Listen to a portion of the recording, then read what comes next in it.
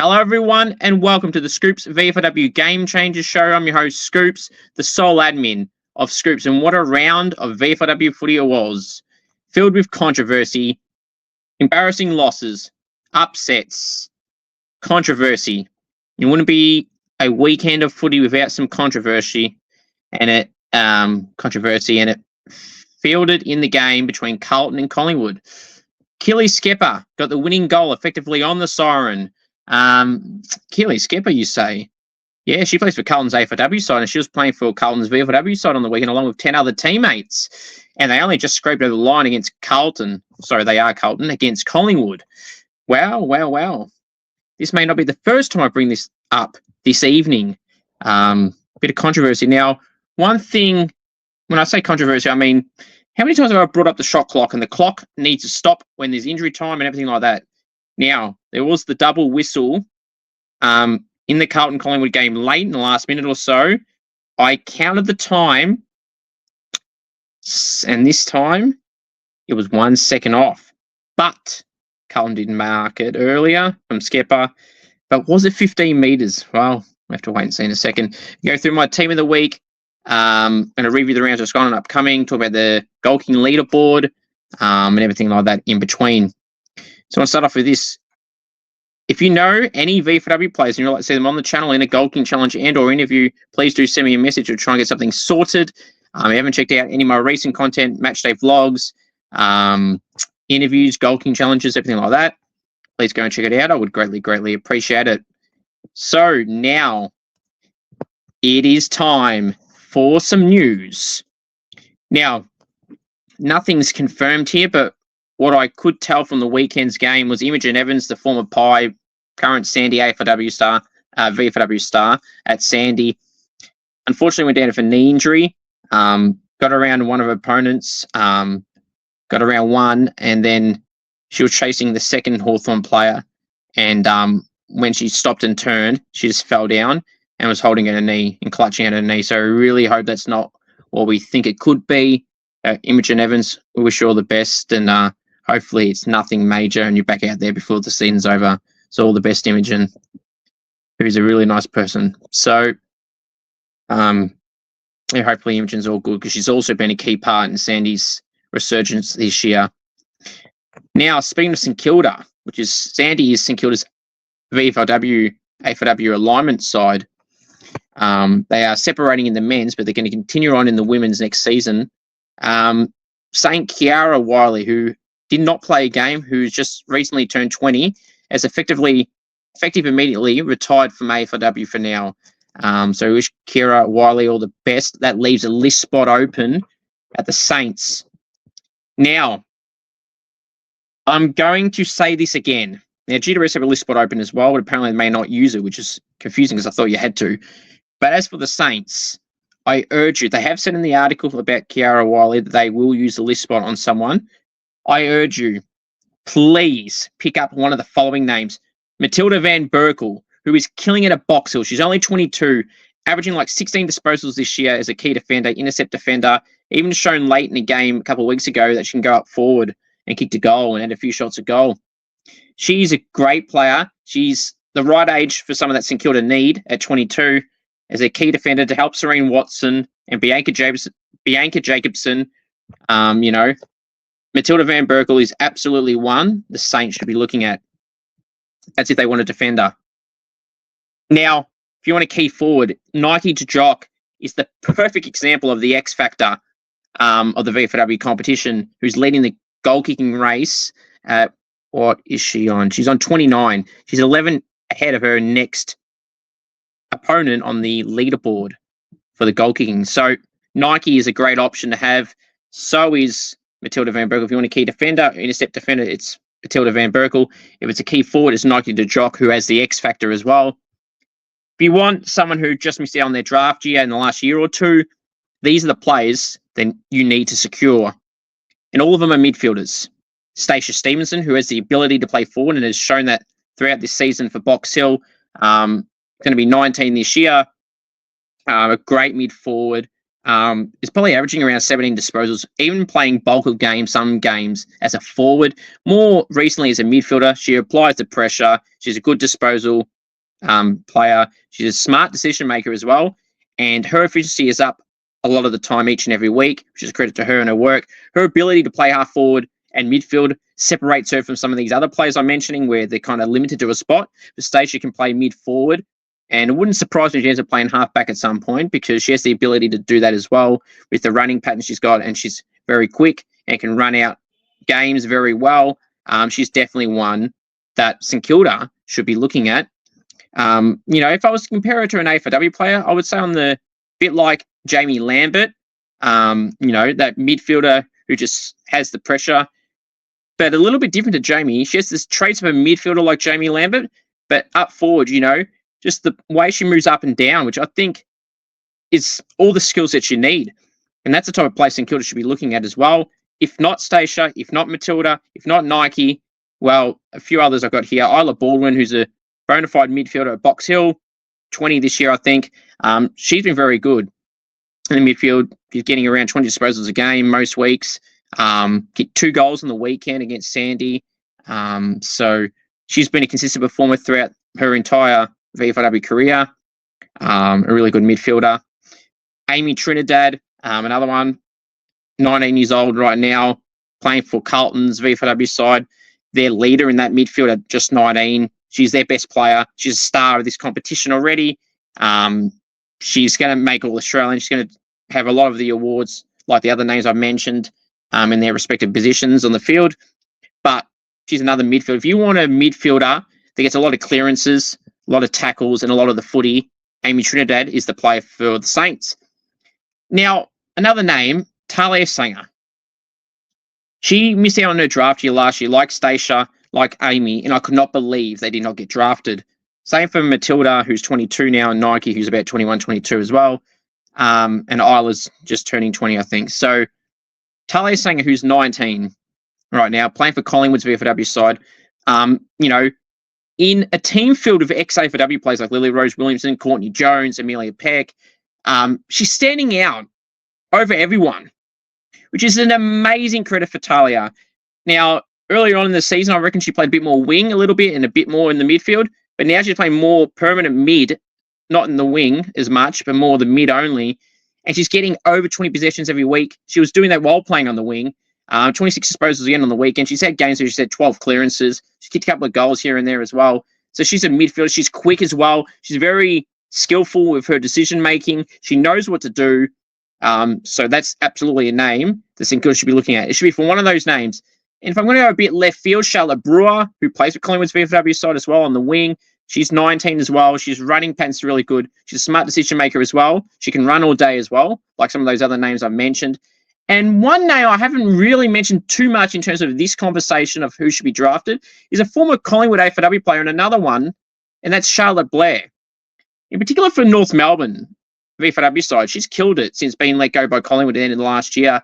And the last 3 or 4 weeks, she's getting a goal or two every game, getting over 20 disposals, playing that mid-forward role, and she's just exceeding in that very, very well. Started the year off okay, but the last month, she's been fantastic.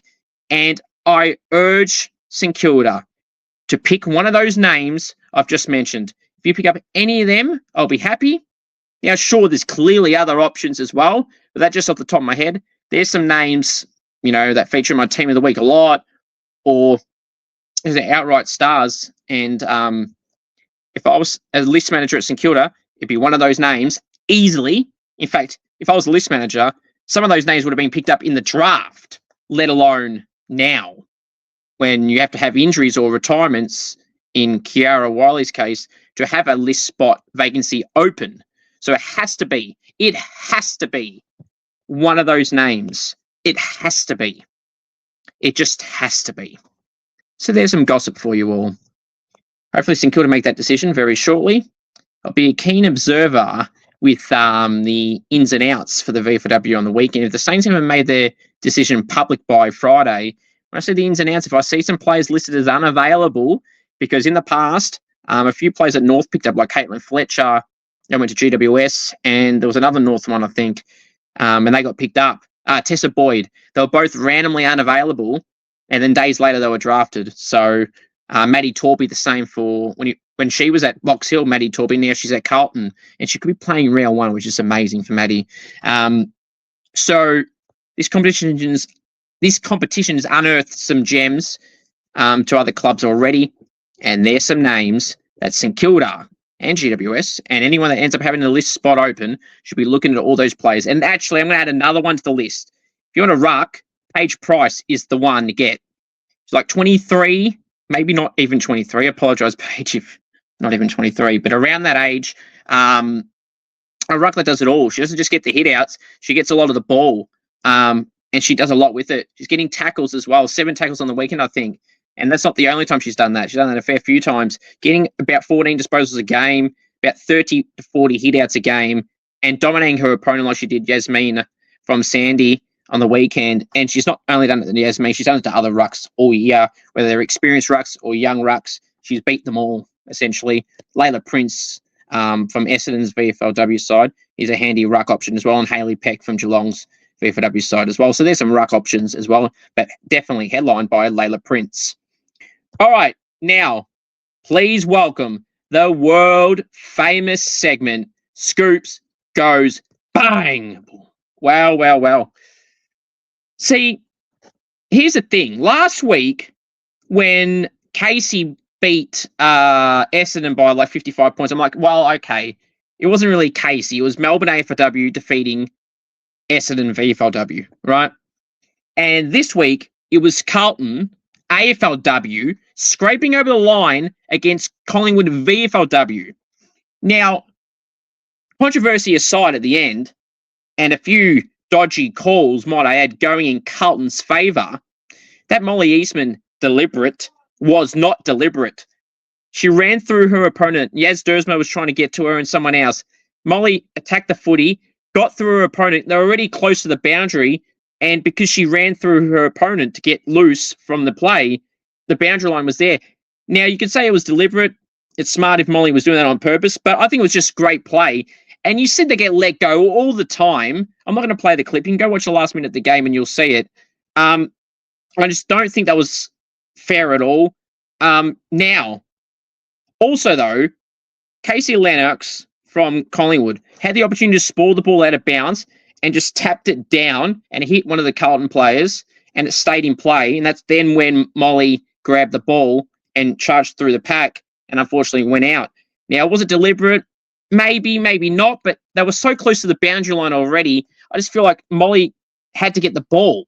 Now, had Casey Lennox knocked the ball out of bounds, the game would have been over because there was like 30 seconds left, 15 seconds or something. Then the ball would have had to come back from the crowd, then be retrieved back. So that's probably 15, 20 seconds in its own right there. Or the player would have had to jump the fence depending on where it was.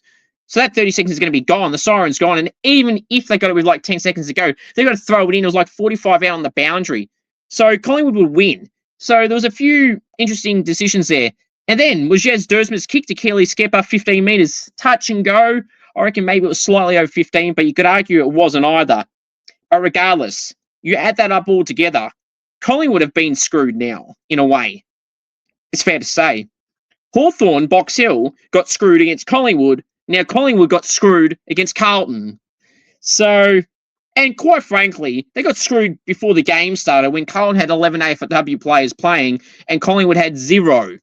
So, look, other teams have done it all year, but not at this part of the season. That's what I don't like about it. Bulldogs have been doing it. I ripped into them for it, and rightfully so. Now, Carlton have done it themselves. Like, how many top talent did Carlton have playing on the weekend that are currently on AFLW lists? Keely Skepper, Mia Austin, Lila Keck. You know, just off the top of my head, Darcy Vesio, who's one of their leaders at the club. Like, you know, it's just a bit unfair on Collingwood, but they're a strong side. You know, they probably needed a loss anyway. Not that you want any losses, but if you're going to have a loss, you'd rather it now than in finals. So, look, I think it's a bit harsh for them, but, you know, it is what it is. So, yeah, they need to seriously see how they go, Carlton, without the AFLW players playing. And that deliberate on Molly Eastman was very harsh and not deliberate. Also, was it 15 metres? Like I said, touch and go, maybe 17-ish meters, maybe 20 if you're lucky. A great goal from Kelly Skepper. Just a fantastic goal. Left footer, left pocket, about 30 out. Or thereabouts, 30, 25 out maybe. Fantastic goal. Deserved the goal from her end in terms of executing it. The siren went when she kicked it and when the ball was in the air. So it was a great goal from Kelly Skepper. But to the competition, fix your umpiring. Lift your game. Come on. Hope you all enjoyed that segment of the world famous segment, Scoops Goes Bang. Boom. Wow. What are we going to talk about now? Oh, you know what time it is. It's time for my Scoops VFLW Round 11 Team of the Week. From the back line, the pockets, Laura Blue and Georgia Livingston. Full back, Emily Prosser Shaw. Half back line, the flankers, Stella Reid and Lily Hart. Centre half back, Matilda Van Berkel. Wingers, Zara Hamilton and Taylor Ortlup. Centre woman, Talia Sanger. Our full line, the flankers, Charlotte Blair and Brooke Vickers. Centre half forward, Paula Povic. Forward pockets, Courtney Bromwich and Renee Tierney. Full forward, Delaney Madgen. Ruck, Paige Price, Rovers, Ange Gokus and Maddie DeCosmo. Interchange, Elizabeth Jackson, Ava Seaton, Mia Caffrey, Abby Vaffel and Amy Karras Brett. The emergencies, Jordan Ivey, Mecca Morrissey, Amy Trinidad, Imogen Evans, Hayley Peck and Shannon Egan. Now, reasons for my selections. Well, let's see, shall we? So you got Delaney Madgen on the left and Courtney Bromwich on the right of the poster this evening. Delaney, known to play as a key defender. I don't know if that's happened because I haven't had a chance to see the Casey games, but this is her first goal of the year, and it's 4 in one game. And absolutely deserves a spot in my team of the week. There's Delaney Madgen. Was on Melbourne's list for a year. Got a game in Frankston, I think it was. So it's great to see her go up forward, and maybe that's her new roll up forward for Casey. Kicking 4 on the weekend's a great start. And Courtney Bromwich, 5 goals, like 16 disposals. Absolutely phenomenal. Just absolutely fantastic. Renee Tierney kicked a goal on like 24. She just had to be in the team of the week. Playing a great patch of form is Renee Tierney, the former Bomber. Just going really, really well. Now, Charlotte Blair kicked a goal in 21. I thought she was one of the best players on the ground for North Melbourne. Brooke Vickers playing in the midfield, but too many good midfielders. Kicked a goal in 27, like 6 clearances. She just had to be in the team of the week. Now, going to the back line, Laura Blue had about 8 intercept possessions, so she deserves a spot on the side. Emily Prosser Shaw, 20 disposals for a young key defender, an agile key defender, and about 8 or 12 intercepts, so she was really good. Georgia Livingston had 20 disposals and 5 intercepts. Stella Reid was absolutely stellar in her performance on the weekend, yet again against the Bulldogs. 19 disposals, 12 intercept possessions. She's a bona fide star, Stella Reid, and she'll be back on an AFLW list very shortly. That's another name I could have put in the conversation before and should have. Lily Hart had 12 disposals and 5 intercepts, so deserved a spot, played well on the weekend. Matilda Van Berkel, the outright favourite for the best key defender or defender this year in this competition, easily. 20 disposals, 14 intercept possessions. She was all over the Sandy forward line. She was absolutely phenomenal. Loving the work she's doing at the moment is Matilda Van Berkel and should be on an AFLW list. Sarah Hamilton had 30 disposals on the wing, so had to get a spot. It's not just that, though. She had a decent amount of intercept possessions as well. Taylor Ortlup had 31 disposals. Do I really need to say more? She had to be in. Talia Sanger, 26 disposals. A really good game again from Talia. I'm not surprised at this point, or at any point, I'm not surprised. She's a great player. Charlotte Blair, goal in 21. I already mentioned the forward line. Right, let's go to the rucks. Ruck is Paige Price. She had about 15 disposals, 37 hit outs, 7 tackles. like 5-7 score involvements. That's a huge number for Paige Price. For anyone, really, 7 score involvements. Absolute lock for the team of the week, and will be in my All-Australian team. You can bet your dollar that will happen. Ange Gokus, got to give her credit again. 33 disposals. She just backs it up every week. 14 clearances. I don't even need to say any more stats. That's just a lock right then and there. Maddie DeCosmo, she had about 29 disposals and about 8 clearances. She was really good for North. Elizabeth Jackson had 26 disposals. Ava Seaton kicked like 1 goal, 20 disposals and like 12 tackles. She deserved it. Maggie Cafrey had about 18 disposals, about 12 tackles and like 14 contested possessions. So most of her disposals were contested. Abby Vaffel had 28 disposals and like 6 clearances as well, so she deserved a spot. Any other week she'd be named on the field, so you could say she's stiff to not be on the field. But all those mids had more disposals than her besides Talia, and I just thought Talia was a tad better than Abby.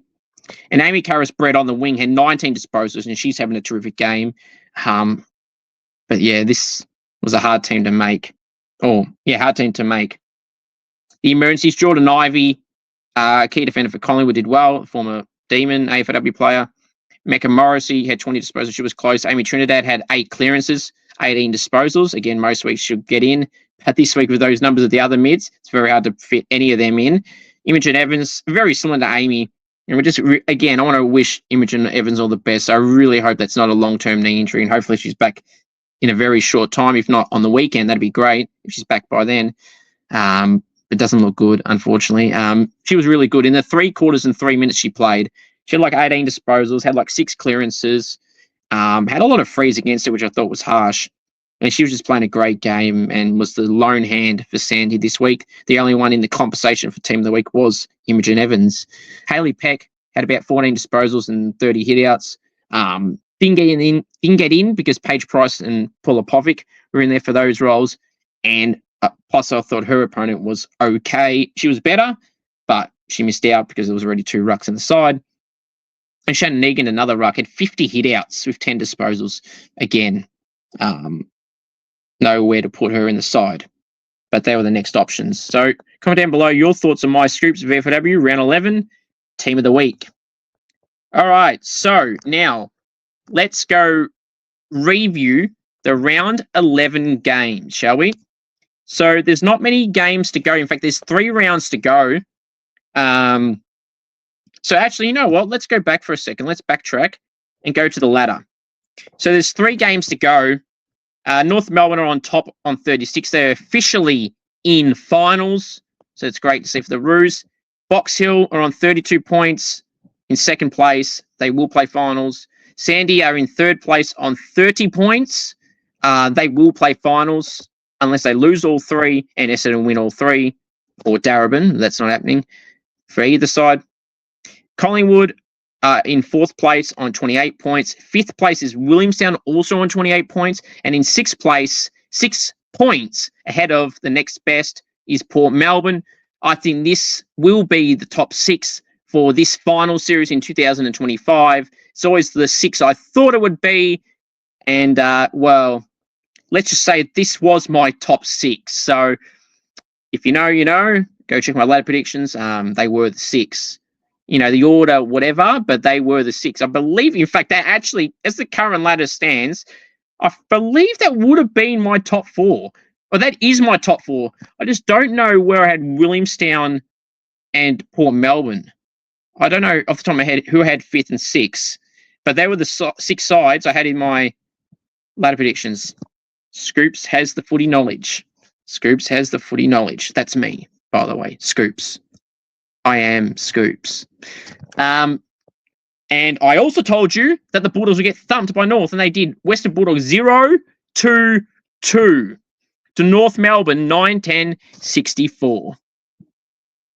Sorry, I'm just gone everywhere. I've now just randomly started talking about the weekend's games. So yeah, that's the top 6. Essendon are 6 points out of the top 6 on 98% on 20 points. Darebin are next on 20 points as well, but 81%. They won't make it. And Bulldogs are on 16. Carlton are on 12 points. Casey are on 8, and so are Geelong. And Casey's percentage is 17% better than Geelong's. So they're all eliminated, essentially. And realistically, they're all eliminated, not mathematically, but realistically. Essendon's the only one. They got Sandy in their 3. They got the Bulldogs, and don't know who else they've got. I believe it might be Port Melbourne. So we'll wait and see. I don't think they're making an Essendon anyway. So Arrivederci to the Bombers, along with everyone outside the top 6, if we're being real. Now, let's go review the round 11 games officially again. So Western Bulldogs 0-2-2 to North Melbourne 9-10-64. Wow. I told you, the Bulldogs, I told you. They're now 0-4 without any AFLW players.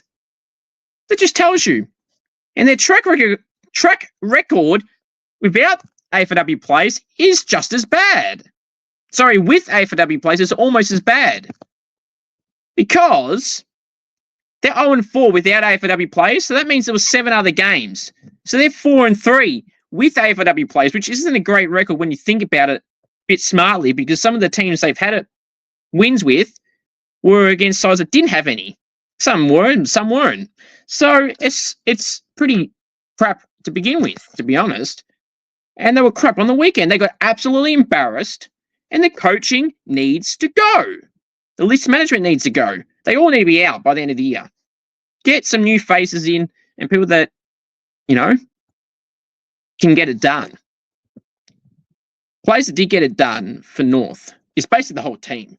Renee Turney, Charlotte Blair, Nike DeJock, Stella Reid, Taylor Ortler, Maddie DeCosmo, Reece Sutton, Kelsey Turns. I mean, I could go on and on. They were all phenomenal. Elizabeth Jackson, everyone in my team of the week was phenomenal. And some outside of it, like Nike DeJock, was great in the end. She kicked 2 goals too for 12 disposals. So she was really impactful as well. So North were amazing. And there was 3 players for Bulldogs that can hold their head up high. That's Paula Povic, it's Georgia Livingston, and it's Sarah Hamilton. And maybe Marley McLeod as well. But outside of that, they were really bad. They were really bad. So, can't say I told you so. North dominated them from the start, and it just became more of a shit show for the Bulldogs the longer it went. Maybe they need to make a statement at selection this week.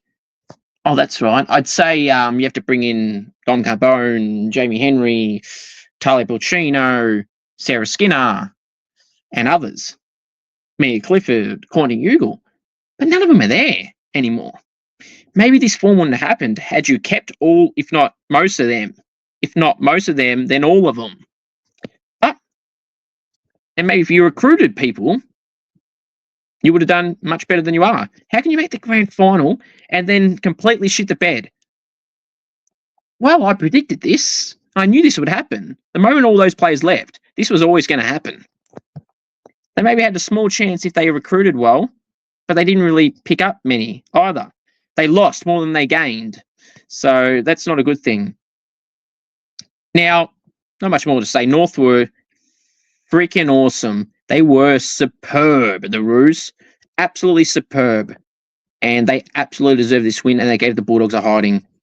The next game to go through were some of the Saturday games.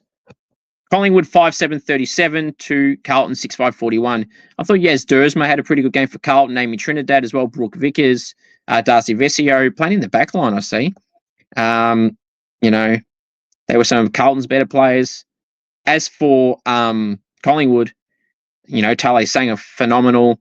Courtney Jones kicked a goal. Millie Peck didn't kick a goal, but I thought did all right. Bella Clark did all right. Getting over 10 disposals for a winger is really good. But yeah, just a loss for them that they probably didn't want, but could help them somehow. Because let's be real, like I said, they lost to an AFLW team, not a VFLW team. But unfortunately, it cost them the win on their ladder. And to be honest, I think they did really well considering they only just lost effectively on the siren and through a dodgy umpiring call, might I add. So effectively, they did pretty well. So, yeah, it is what it is there. But they did well, I thought, despite losing. Speaking of someone who did very well and one was Port Melbourne, 9-4-58, defeated their arch rivals Williamstown 4-3-27 by 31 points. Phenomenal. One of the best individual games all year from Courtney Bromwich, 5 goals, 16 disposals, 7 tackles, something like that. A lot of score involvement. She was phenomenal. Absolutely perfection from Courtney Bromwich. She was really, really good. As was Mia Caffrey in the midfield, had 18 disposals, like 12 tackles, 14 contested disposals, contested possessions. She was phenomenal. The whole team was really good. Molly Aloney in the ruck was really good. Having a great season, Molly is. But yeah, Williamstown, they had some good players as well. Ruby Mahoney in the midfield. Crop was doing well. And obviously Laura Blue in the back line was pretty solid as well. But yeah, they wouldn't be happy. Williamstown, Liam Kavanagh, the coach, would not be happy. Thomas Cheetos, who I've had on the podcast from Port Melbourne, he'll be very happy. And yeah, this is probably one probably one Port Melbourne a finals berth in the VFLW in 2025 with that big emphatic win over Williamstown. Emphatic win. It was a great win for them. Apologies, everyone. I can't speak tonight. I don't know what it is, but there you go. All right, Casey, 8-7-55, defeated Geelong 4-5-29. Just a reminder, too, that Delaney Madgen kicked the same amount of goals as Geelong. So Geelong's 2 weeks of fame has gone down now. So, and Casey's went up. They've won 2 in a row. You watch them lose this week, and then they'll be having their loss. But Casey, absolutely fantastic. Geelong had a bit of a hot streak, smashing the Bulldogs last week convincingly. Then the week before they won as well. So in Casey, the AFL team won last week, but the VFLW team won this week, and they won easily at home. 26 points and never looked like losing. They started strong. Delaney Madgen kicked 4. She was fantastic in a move up forward, which give all credit to the coaching staff for that move there. It was very, very good. Geelong, Hayley Peck, Mecca Morrissey, Abby Vaffel were really good.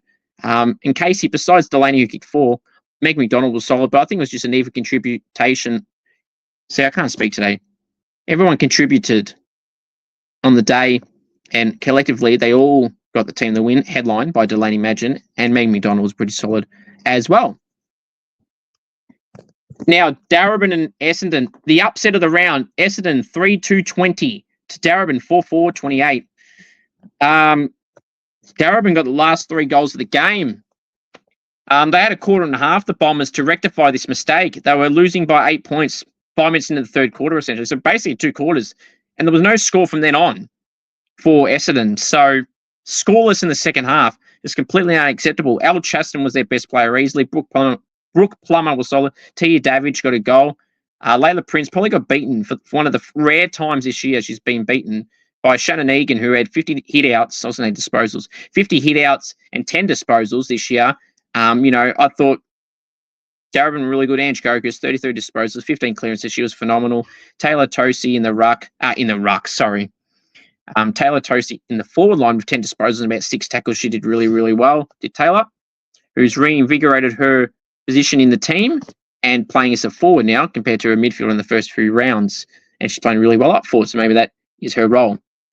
But Darebin winning this has kept their slight finals hopes alive. And Essendon, you've just shot yourself in the foot. Now you're both on 20 points and 6 points out of the 8. And speaking about disappointing is Sandy's performance. Box Hill, 11-8-74, smash Sandy, 1-7-13. You hear that correctly, 61 points. This gives me nightmares and flashbacks to the Collingwood game. Very, very bad. Never in it from the moment the game started. 4-5-29, I think it was, to like X amount of behinds. I think it was 4 at halftime. The game has gone there, essentially. Box Hill had all the play. Matilda Van Berkel, Emily Prosser-Shaw were just killing it in that backline. Amy Karras-Brett on the wing. Stacia Stevenson in the midfield with Isla Baldwin. Paige Price in the ruck. Jess Matten up forward. And everyone else in the Hawthorn team, Box Hill side, they were phenomenal. They're a well-drilled unit that do really well, Box Hill. They'll give North a run for their money for the grand final. I know they lost by 4 or 5 goals at Arden Street only a month ago or so. A month ago in games anyway. There was a bye in between all that. And the Rids won before the last round, by the way. So in a few weeks, it's going to be another bye before the last round of the home and away season, which I don't like. And I've made that well known now. But yeah, Stacia was fantastic. 17 disposals, 12 tackles. Amy Karras-Brett, 19 disposals on the wing was fantastic. Matilda Van Bergel, 24 disposals, 14 intercept possessions, like 10 marks as well on top of those 24 disposals. She was phenomenal. So was Emily Prosser-Shaw with 20 disposals, like 8 intercept possessions. And Matilda Van Berkel had like 14. All fantastic.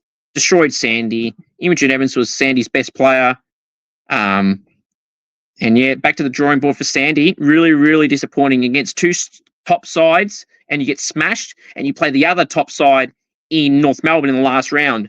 So they're the sides you're going to be playing in finals. So if that's how you're going to go against two of them in the home and away season, get smashed, it's not looking good for finals. And Port Melbourne, who will very likely make it, you drew with, and Williamstown, you just snuck in a victory there. So, in fact, no, I think you lost. So, against all top 6 sides, you've lost. Or 5, technically, because you can't count yourself. So, you've lost against them all, or drew. So, need to perform better against these top sides, because they're the ones you're going to be playing in finals, not Darebin, not Essendon, and everyone else below those sides. So, and even against the bottom sides, like Geelong, not Geelong, Casey, Carlton twice, kind of scraped over the line. So got to go better. Really well against the Bulldogs. That's the way they need to play. I know they lost Tash Enwistle, who's gone back to Perth and playing for East Freo, and even played on the weekend, did Tash, and she did really well for East Freo. So it's a big loss for Sandy on the wing and half-back area. Ash Patton may be out of the team as well. She may be out from the side like Tash was, moving back home, I think. Maybe, if not. Obviously, she'll be a key part in the side still. But yeah, losing a few players, Sandy. Then you had Imogen Evans go down with that knee injury, as I mentioned before, which just sucks. Imogen's a wonderful person. I really hope that's not an ACL or any serious injury. Don't want it to be any weeks. I hope she's playing this week, because she's a ripper and she's a great player for Sandy and a key part in their midfield, which has been hampered as of late. So then you had Erica Fowler be the ruck forward, who went to Geelong's AFLW side. You had Lauren Brazzali, who was the skipper before the season started and randomly wasn't, went to Richmond. And then you've had some injuries along the way of ACLs and other injuries as well, and players getting drafted to AFLW clubs. So got to find a way to play well against these top sides. It's really disappointing how they performed on the weekend yet again against another top side. Right.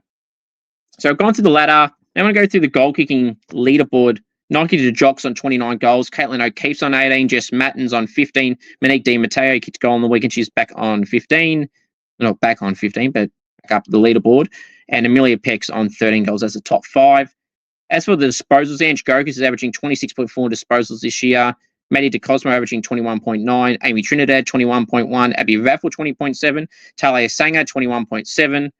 And Octavia Di Donato averaging 19 disposals. She had only like 6 touches on the weekend. Now, I assume, I didn't get to catch all of that game. I'm going to assume that she was pushed out of the midfield because of the Carlton AFLW list of players. So you can cut her some slack, as she's had a great year. Octavia Di Donato, the former Eagle in the AFLW side. Now, let's go preview the round 12 games to wrap us up this evening. So, first up, we have 3, 4, 5 games on Saturday and 1 on Sunday. The first game on Saturday at 10:05 a.m. at Vic Park. It's Collingwood hosting Casey. I'll be tipping Collingwood in this one by 40 points. I think they'll give Casey a smacking. Box Hill, Essendon, Box Hill City Oval, 11:35 a.m. Victorian time. I'm tipping Box Hill to win this one by 30 points. They beat them recently. They'll do it again. And Essendon have been terrible the last 2 weeks. Carlton Bulldogs, 2 bad sides at the moment in terms of form. Saturday, 12:35 p.m. at Icon Park. I'll be tipping far out. If those AFLW players are playing, I'll be tipping Carlton. And if they don't have those AFLW players, I'll be tipping Bulldogs. So whatever happens there. No, I'm tipping Carlton no matter what. But gee, both these sides are not going great at all. Saturday at Arden Street. This is probably the game of the round for me. It is North Melbourne hosting Port Melbourne. Saturday, 1 p.m. at Arden Street. I'll be tipping the Roos in this one by 15 points, but this could go any which way, and Port Melbourne are in some good form as of late. And pushed it with Collingwood for a fair bit. The scoreboard may not have reflected that, but if you're at the game like me, Port Melbourne and Collingwood, Port Melbourne pushed Collingwood to the limits and had a chance to sneak in a win there. Just conceded a few goals at the start of the last quarter, which didn't help, and that set Collingwood on their way to victory. Sandy hosting Geelong at Trevor Barker Beach Oval Saturday, 2:05 p.m. Victorian time. I'll be tipping Sandy in this one by 15 points. Collingwood get the win and secure a top 4 spot, which is also very important, and ideally a top 2 spot if you want a home final. The last game of the round on Sunday, 10:35 a.m. at Genesis Steel Oval, at Preston City Oval, that essentially is. It's Darebin hosting Williamstown. I'll be tipping Williamstown in this one by 26 points. 26 points for Williamstown. My final thoughts are simply this. If you know any VFLW players or any other State League players or AFLW players and you'd like to see them on the channel in a goal kicking challenge and or interview, please do send me a message and we'll try and get something sorted. St Kilda, pick up one of the following names with your last list spot on the AFLW side. Stacia Stevenson, Amy Trinidad. Let me start again. St Kilda, please pick up one of the following players with your last vacant list spot. Stacia Stevenson, Amy Trinidad, Talia Sanger, Matilda Van Berkel, Paige Price, Nike DeJock, Stella Reid, Charlotte Blair, and any name that I mentioned earlier. Isla Baldwin, Stacia Stevenson, Amy Trinidad, Talia Sanger, Matilda Van Berkel, Paige Price, Charlotte Blair, Stella Reid, Nike DeJock, or even Sophie Locke. Thank you all, and go Sandy this week.